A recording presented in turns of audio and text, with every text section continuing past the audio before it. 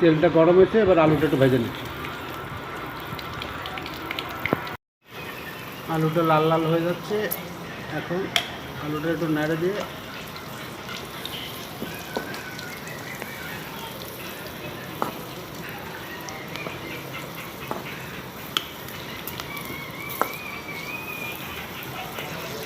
আলুটা হয়ে গেছে লাল লাল, এবার নামায় ফেলা।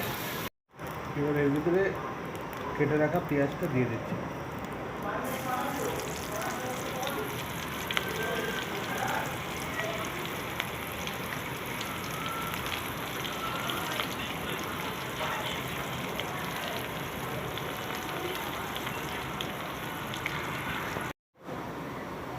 পেঁয়াজটা লাল লাল করে ভাজা হয়ে গেছে। এখন এর ভিতরে আমি এই দিলাম আদা এবং রসুন। এটা আদার গুঁড়ো এবং রসুনের গুঁড়ো দিয়ে দেবো।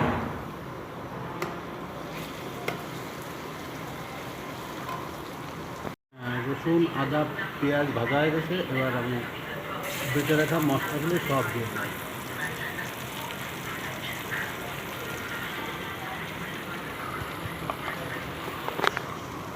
এক হাত দিয়ে ভিডিও করতেছি আর এক হাত থেকে রান্না করতেছি।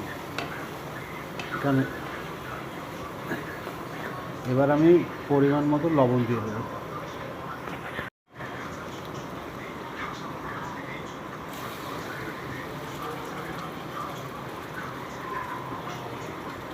হ্যাঁ,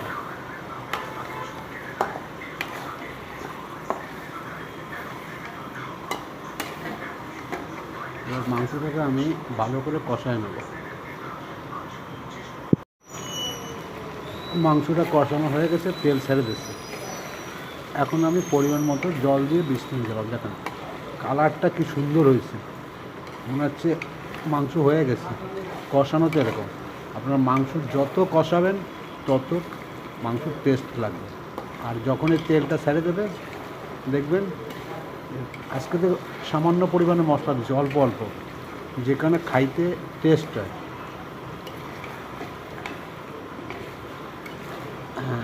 এখন আমি পরিমাণ মতো জল দিয়ে দেবো।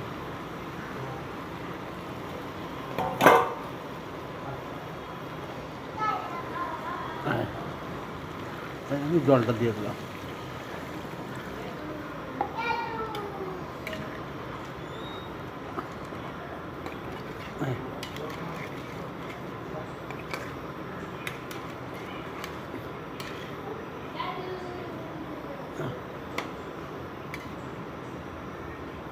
জলটা দিয়ে দিলাম, আর একটু দিয়ে দিলাম। কালারটা কি অদ্ভুত হয়েছে মাংস। 20 মিনিট হয়ে গেছে, এখন ঢাকনাটা নামায় ফেলাইছি। আর 5 মিনিট পরে আর একটু জ্বালাবো, জ্বালানোর পরে তারপর আমি গরম মশলা দিয়ে নামিয়ে দেবো। আমাদের আজকে খাবার বানানো হচ্ছে 5টা 6টা তরকারি দিয়ে একটা ঘ্যাট রান্না করা, একটা তরকারি রান্না করা, এবং এই তরকারিটা খুবই সুস্বাদু। এটা হচ্ছে শশার তরকারি। এটা এটা শরীরের জন্য ঠান্ডা। এই দেখেন শশার সামান্য মশলা, কোনো মশলা নাই ভিতরে। আর এই হচ্ছে আজকের আমাদের মাংস। দেখেন মাংসটা রান্নাটা কত সুন্দর হয়েছে, সাদামাটা রান্না, কিন্তু তার ভিতরে কত সুন্দর। আর তার সঙ্গে এই আমাদের সালাদ। এই হচ্ছে টোটাল আজকের খাবার মেনু।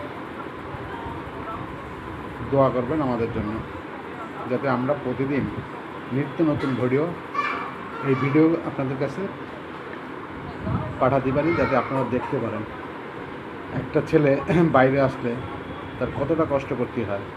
একটু হোটেলের খাবার না খেয়ে একটু কষ্ট করলে দেশি সুস্বাদু খাবার খাওয়া যায়। 1 ঘন্টা খালি পরিশ্রম করলে হয়ে গেল।